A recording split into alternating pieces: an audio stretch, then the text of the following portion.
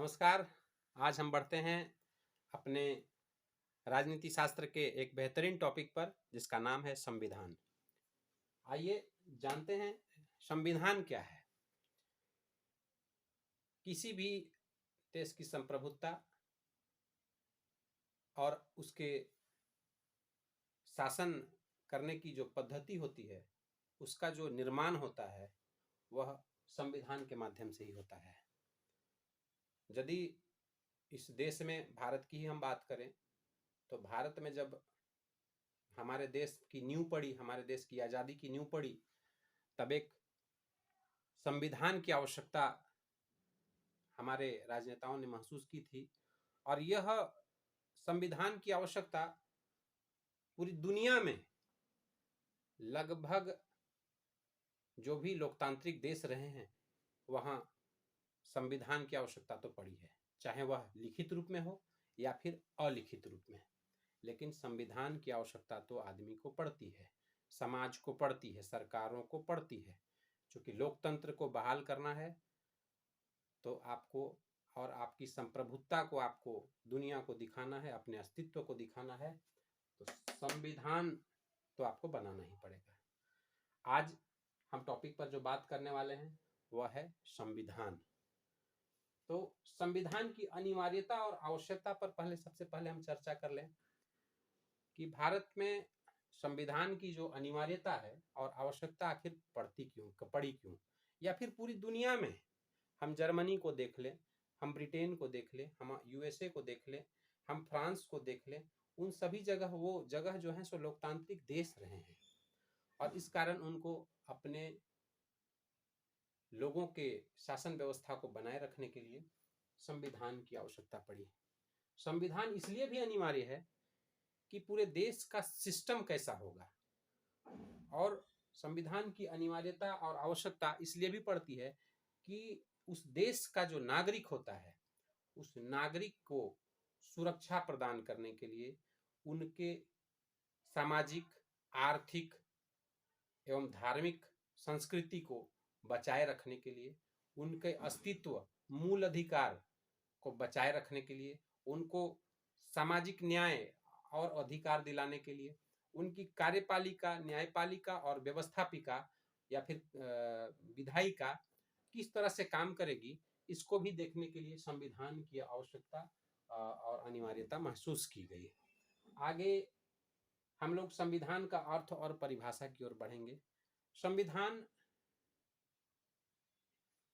हमारा जो है उसका अर्थ और परिभाषा में ये हम आपको बताना चाहेंगे कि संविधान का जो अर्थ होता है वह होता है एक लिखा हुआ या अलिखित एक डॉक्यूमेंट जो हमारे देश के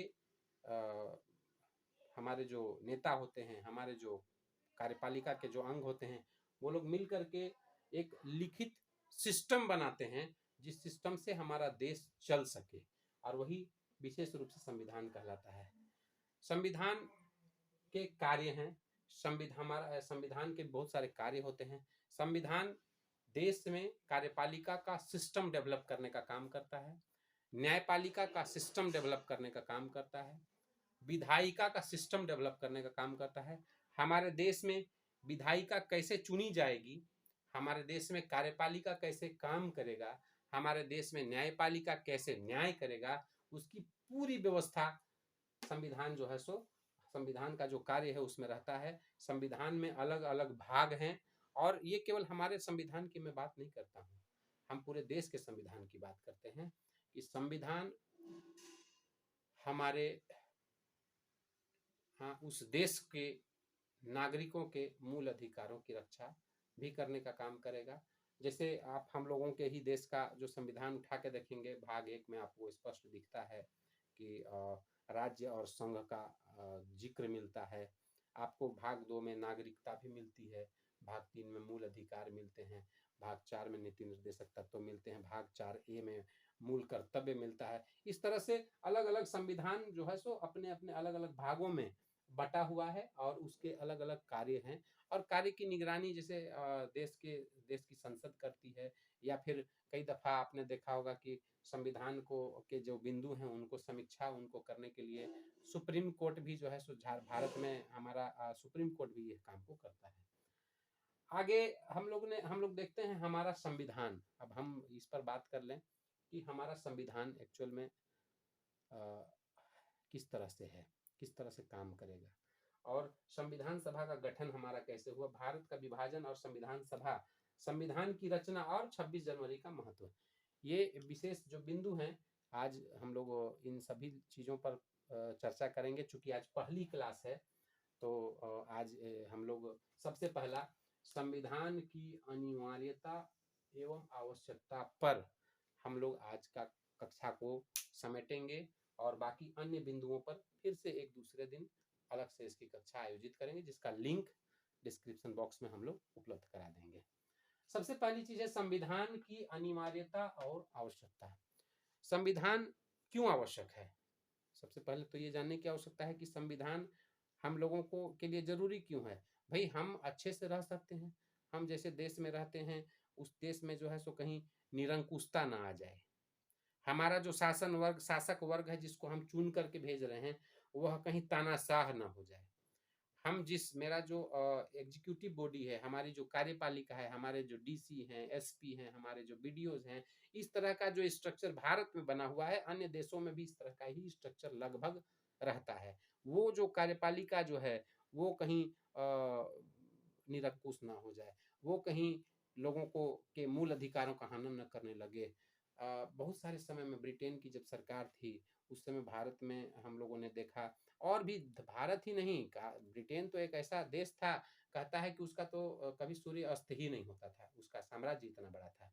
तो उनके द्वारा जो शासन और शोषण किया गया, कहीं ना कहीं उस शासन और शोषण के विरुद्ध बहुत सारे अधिकार, जितने भी देश आजाद होते गए उन्हीं शासन का जो पद्धति था उसको अपनाते हुए, और उनके द्वारा जो शोषण किया गया था उसको विशेष रूप से उनको खत्म करने के लिए विधान बनाया, नियम बनाया, लिखित डॉक्यूमेंट्री बनाया। कई जगह तो अलिखित डॉक्यूमेंट भी है, लेकिन अलिखित जहां डॉक्यूमेंट है वहां पर विशेष काम करता है लॉ का जजमेंट। यदि कहीं माननीय उच्चतम न्यायालय, माननीय उच्च न्यायालय के द्वारा किसी भी तरह का निर्णय दिया जाता है, किसी भी कोर्ट के द्वारा निर्णय दिया जाता है, उसी निर्णय को उसका संविधान मान लिया जाता है।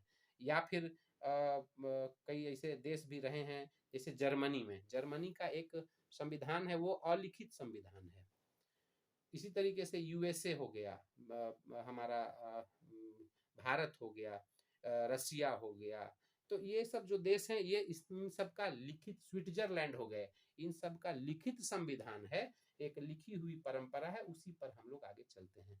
तो ये भारत में संविधान या फिर हमारे देश या फिर किसी भी देश में संविधान की अनिवार्यता और आवश्यकता इसलिए जरूरी है कि हम जिन लोगों पर शासन का जिम्मा दे रहे हैं वो निरंकुश न हो, इसकी चिंता हमारे जनप्रतिनिधियों को होती है। जिसके बाद सदन में, सभा में हमारा जो एक सिस्टमेटिक संसदीय व्यवस्था है वहां पर इन चीजों को लाया जाता है और एक नियम बना दिया जाता है, और उसी नियम को हम लोग संविधान कहते हैं। और उसकी अनिवार्यता और आवश्यकता यही है कि वह पूरे देश को एक सिस्टमेटिक ढंग से गढ़ने का काम करता है। जैसे हम आपको एक उदाहरण देते हैं, भारत में संविधान बना, संविधान सभा का जब गठन हुआ, और गठन के बाद जब 26 नवंबर 1949 को संविधान सभा ने हमारे संविधान को अंगीकृत कर लिया, और फिर उसके बाद उसको लागू भी किया गया।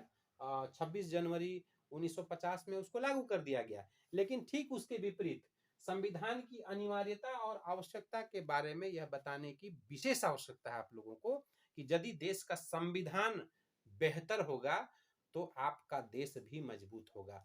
पड़ोसी देश चले जाइए, हम लोग तो पड़ोसी सबसे ज्यादा नजदीकी, सबसे प्रिय, सबसे नजदीकी हमारा पाकिस्तान, और जो नजदीकी है उतनी दूरियां भी हैं। मैं आपको बता दूं कि उनका 3 संविधान सभा गठित हुआ, और एक बार 1948 में हुआ, फिर 1966 में हुआ, 1971 में हुआ। तीन संविधान सभा का गठन वहां पर हुआ।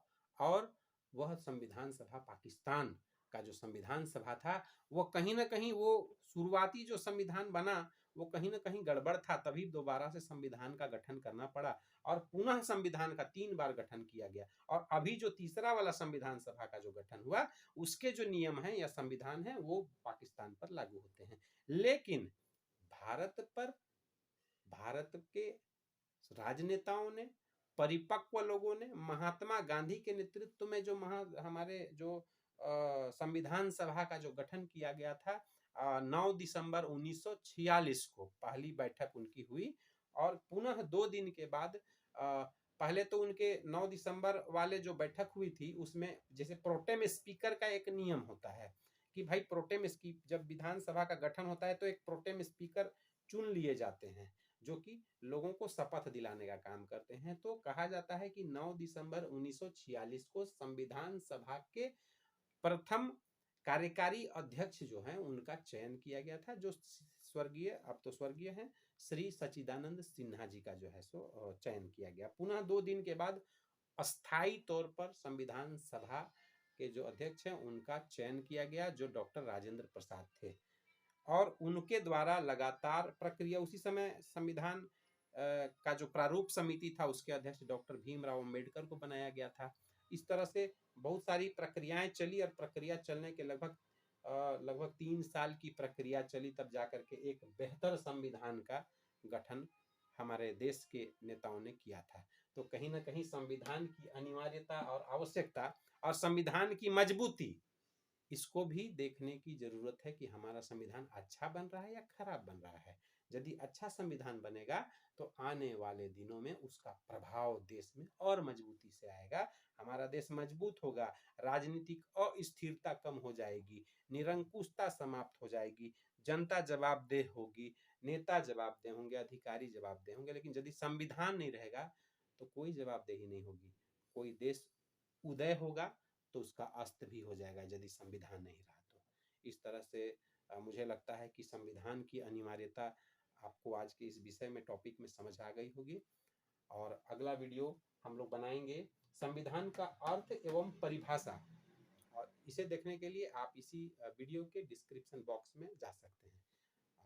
आप सभी लोग अपनी पूरी मेहनत, पूरी लगन के साथ CGL झारखंड, आपको बहुत सारे JPSC एग्ज़ाम, बहुत सारे राज्य की जो परीक्षाएं हैं उनको आप जो है सो लगातार क्रैक करें, ये शुभकामना है। आप सबका धन्यवाद।